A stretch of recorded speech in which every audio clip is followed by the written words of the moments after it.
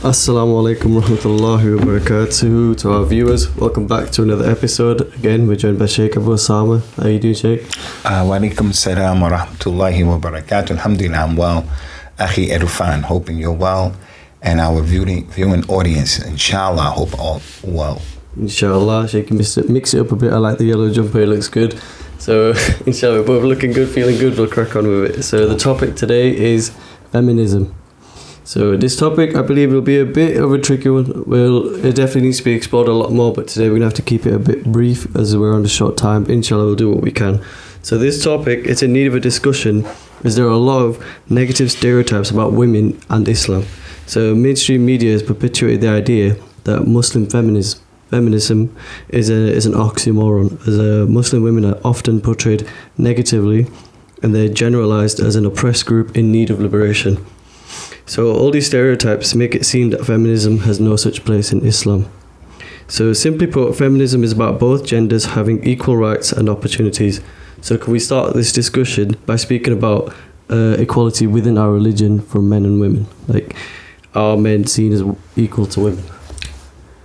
Well, first of all, everybody starts off on a level playing field in Islam, men and women. Allah mentioned in the Quran in Surah Ali Imran, فَاسْتَجَابَ لَهُمْ رَبُّهُمْ أَنِّي لَا أُضِيءُ عَمَلَ عَامِلٍ مِّنكُم مِّن ذَكَرٍ أَوْ أُنثَى بَعْضُكُم مِّن بَعْضٍ. The believers make a dua at the end of Surah Ali Imran, asking Allah for different things. So Allah said, and their Lord answered their call, and He said, I will not cause to be lost the works of any of you, whether it be male or female, and you are from one another. The other ayat of the Quran in Surah Al-Hujurat is clear. Inna akramakum indallahi atqakum. The one who has the most taqwa is the one who's the best. And that could be a male or that could be a female.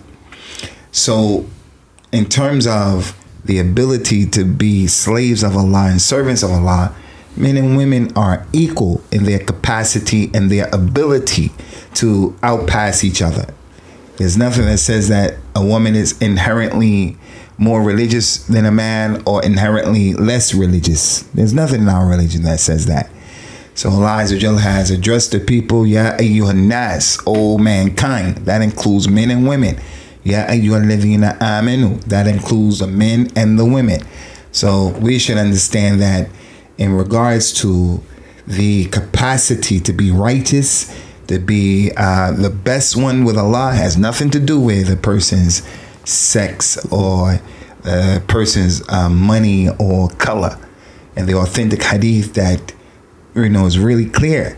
The Prophet said, verily Allah, He doesn't look at your colors, nor does He look at your monies. Allah doesn't look at your colors, He doesn't look at your money, and He doesn't look at your shape. But Allah looks at your deeds and at your hearts.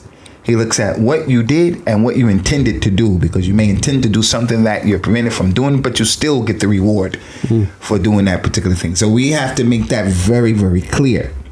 In this issue, in this discussion, a lot of times issues get conflated and they get confused. Women have a responsibility and men have a different responsibility many times. Women have been created one way and men have been created another way for another issue, for another responsibility, for an example.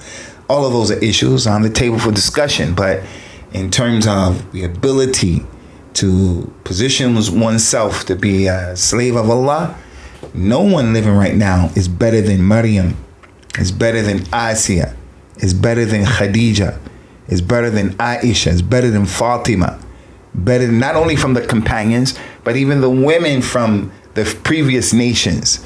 The women from the previous nations. No one, no man, no scholar right now is better than Maryam or Asiya. No way. So we don't believe, we don't hold it to be true, theologically, that men are better than women in terms of that, the ability to worship Allah and who's the best. Which of course is like the main, it's one of our biggest priorities in this life is worshipping Allah. So we don't see any difference there at all, do we, between men and women? No, we don't. Not in terms of my wife, my daughter, my mother, my auntie, your moms, your wife, they could be friends of Allah, and they're better in the sight of Allah than you and I.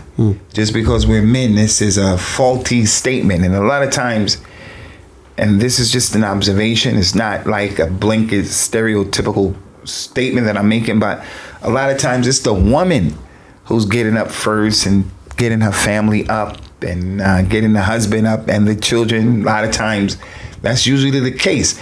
We're going to say the man is better than her inherently just because he's a man. We're going to say no. The jihad that she's doing, having those babies, dropping them off from school, picking them up from school, cooking, cleaning, being patient, all of what she's doing, she's more than likely in many instances a better servant to Allah than her husband is, because the Prophet said the best of you is the one who brings most benefit to people. He didn't say the best of you is the one with the most muscles, the one with the longest beard, the one with the nicest teeth or intelligence. He said, خَيْرُكُمْ أَنْفَعُكُمْ لِلنَّاسِ. The best of you is the one who brings more benefit. So I look at myself and I look at my wife and I say, okay, who's bringing the most benefit? So I have to be in that race. I can't just rely on the laurels of I'm a man. That's crazy. Who does that? Who does that? I don't want to call anyone an idiot or ignorant, but who does that other than ignorant idiot? Just because I'm a man, I'm better than my wife. Now I have to look at what my wife does during the course of every day. You know the hadith Akhi has said, every day the son of Adam is freeing his soul. Every single day a person is selling his soul. He's either going to bring his soul to ruin or he's going to free it. He's going to liberate his soul. How does he liberate his soul? He prays Fajr. He does the right thing. He does, birr walidain. He goes to work. He gives sadaqah. He has good thoughts. He's reading, he does the right things. And then the other one destroys himself every day by doing the wrong thing. So today, I have to compare. What did I do and what did you do? I don't know what you did, but I can say I did this, I did this, I did that. So I hope that's more than what you did. Now, my wife, I know what she did for the most part. She got everybody up for Fajr.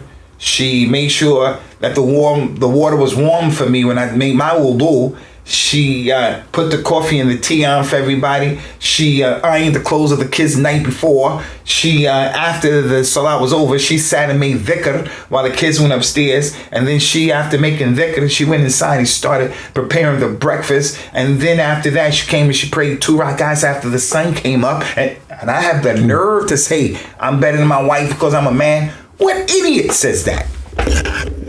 I see what you're saying. So it's like subjective, though. Everybody has to be the best version of themselves. You have to be the best in your actions. Yeah. Yes. So men and women, when we talk about women's liberation and feminism, the technical terms need to be understood because things get, conflated and misunderstood in the issue. So let's make it clear. Islamically, a man is not better than a woman. A woman is not better than a man as it relates to their ability to get in position with Allah as a worshiping slave and servant.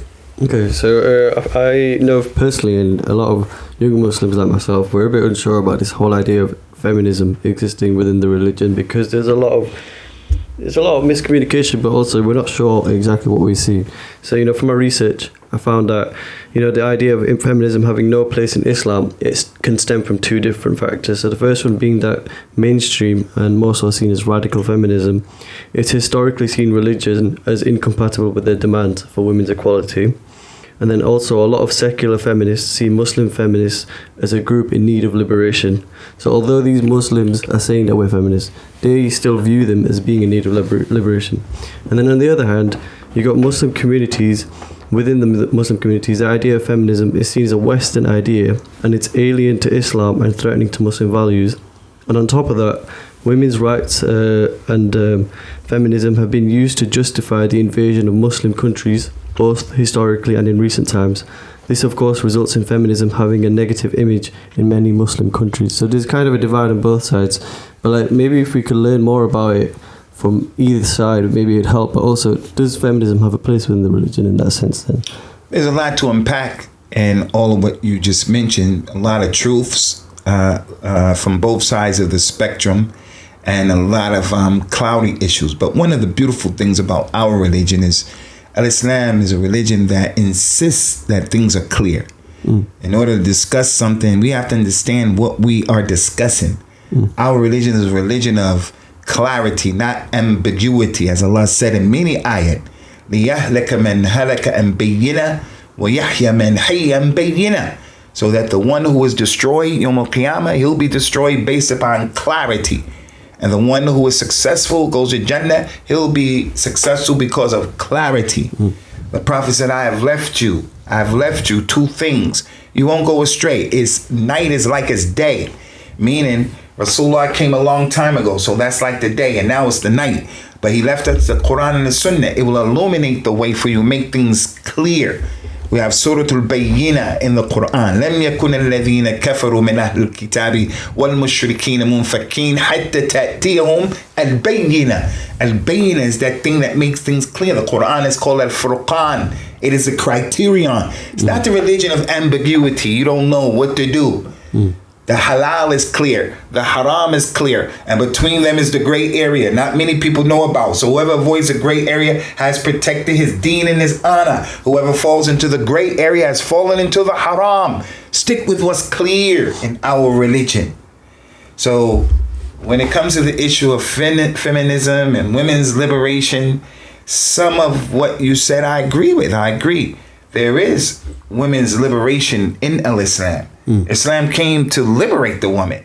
It came to liberate everybody and to take the people from worshiping everything and anything other than Allah into the worship and the servitude of Allah. And women were like that more than anyone else in previous societies, especially the one that Prophet Muhammad came to, sallallahu alaihi wasallam. Yes. They were being used as commodities, just as they're being used right now. So the Me Too movement and women having a job and they're making less than what men are making, although they are just as qualified or just as experienced or more, and all of these issues that women are screaming out for equality in these issues. Islam came 1,400 years ago and banged on about giving them their rights. So I met a sister who is a feminist and she's balanced in her feminism. You know, she doesn't want to change the rules and curtail the haram and the halal and what to do and what not to do in Islam to her desires and throw everything outside of out of the window in order to make her Western ideas of feminism to become, secure and take care. She doesn't want that.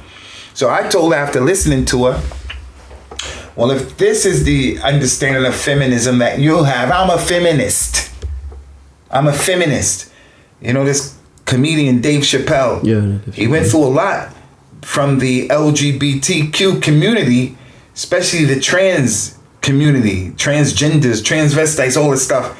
And they were trying to say that, he's against feminism. And then he came out, he said, I looked in a dictionary and a feminist is not a man or a woman. It's the one who's looking for safeguarding the rights of women. So by that definition, we all feminists in Islam. Don't get me wrong. I don't go around saying I'm a feminist. I'm just saying we have to know terminology. Like when these non-Muslims start telling us terrorism. Well, man, if terrorism is trying to use violence to, exact on someone your political views or your religious views as they have in a Webster dictionary, then America is the biggest terrorist. So when I sit at the table for the discussion, why am I on the back foot? You're the terrorist. It's like right now with Ukraine, and we don't want to get off the subject, but these discussions are like that. Now, if you go and you want to fight for your country, someone comes in and they want to overtake your country and harm you and your family, you have every right if it happens in Europe and you're a hero. And it's violent. Not violent. It's a violent. VIALNT. You're like a knight. Well, it's praiseworthy. It's heroic. But then when Palestinian Muslims want to do the same for that, they're terrorists. No, we have to deal with the terminology. So that sister, when I heard her kalam, I said, look, if that's feminism like this, then I'm a feminist.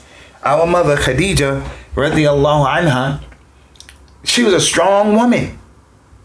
But I don't get a picture when I think about her being strong. She was a businesswoman. She employed her husband, sallallahu alaihi wasallam, who was much younger than her.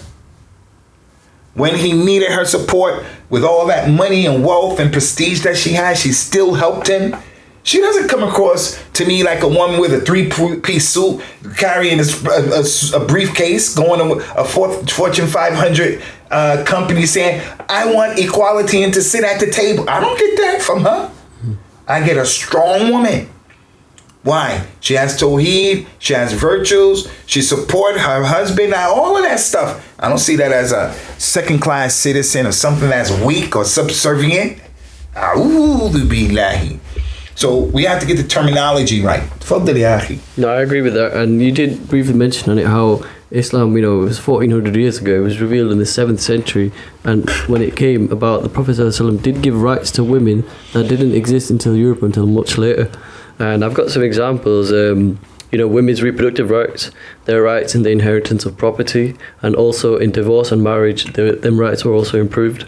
And then a scholar by the name of Layla Ahmed mentioned how 1400 years ago, Muslim women had the rights to own and dispose of property. However, in England, it wasn't until 1882 when the Married Women's Property Act was passed. 1882. Yeah, and this was back in 600, 7th century. So this alone indicates that the rights of Muslim women are existent. Like, they do have rights, and that message came a long time ago, but this has only come about now. So how do you feel about that? I feel like we don't really know about that, but it shows that Prophet ﷺ gave that really early on. Yeah, I like we've mentioned on these podcasts many times about the late, great Malcolm X, may Allah have rahmah upon him, when he said that the media will have you hating the oppressed and loving the oppressor. That's what the media will have you doing.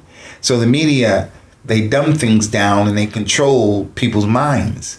So with the war in Ukraine, they actually have people against Putin. Well, why are we against Putin and for the Ukraine? Neither one of those sides represent what we stand for and our values. Neither one of those sides.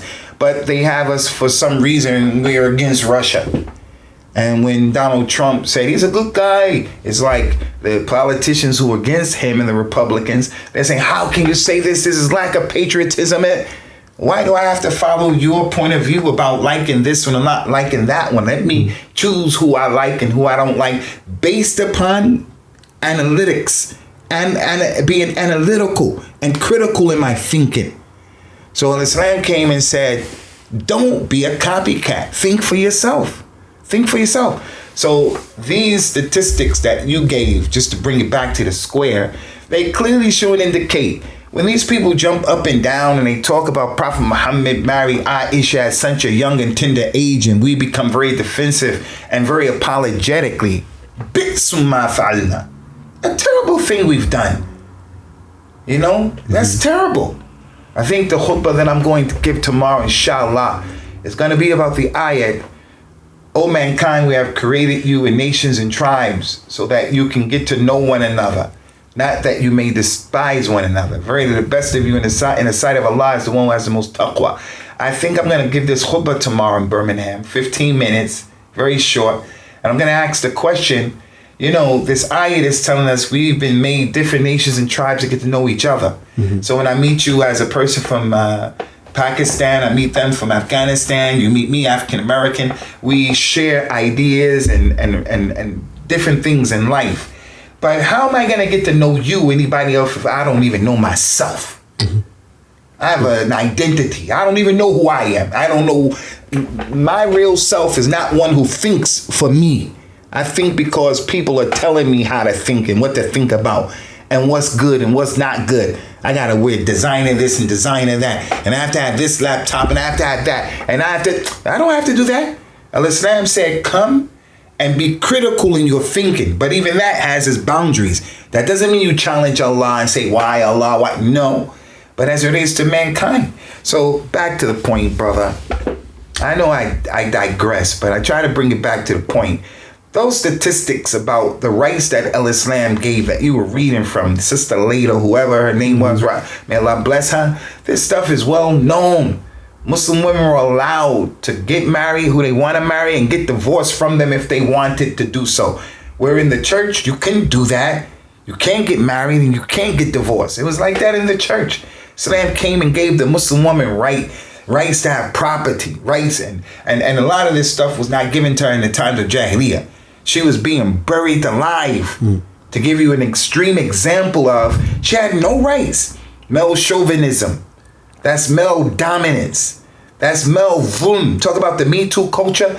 That's vulm. That's how it was. She got, if her husband died, his father and brothers determined what's going to happen to her.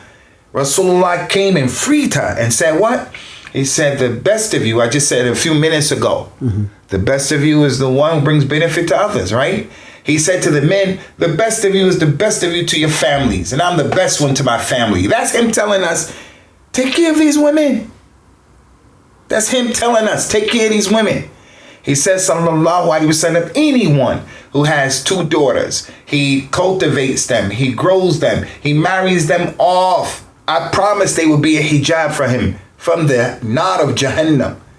That's to take care of your daughters. Who has more rights? The man said, over me, Ya Rasulullah. Everybody knows a hadith. Your mother, your mother, your mother. And then who? Your father. Okay, that's authentic. Another hadith said, your mother, your father, your sister. He said that to the man. Your mother, your father, and your sister. Those are the 3 people who have the most rights to me. 2 women. He didn't say your father, your brother. He said your mother, your father, your sister. So 2/3 of the first 3 people who have rights over me more than anything are women. So I don't have to sit here and preach about the rights that Islam gave to women. We're talking about this issue of women's liberation and this other word. What was it? Women's right, women's liberation, and feminism. Yeah. Let's get the terminology together and we talk about it, inshallah. So I'm not against feminism just by any meaning. What I'm against is the woman going outside of the realm of what Allah, the Creator, has legislated. Now that's what I have a problem with. You know, the Western influences in that, where Allah doesn't have a role to play as it relates to determining what a woman should and should not be like. This is the problem that I have.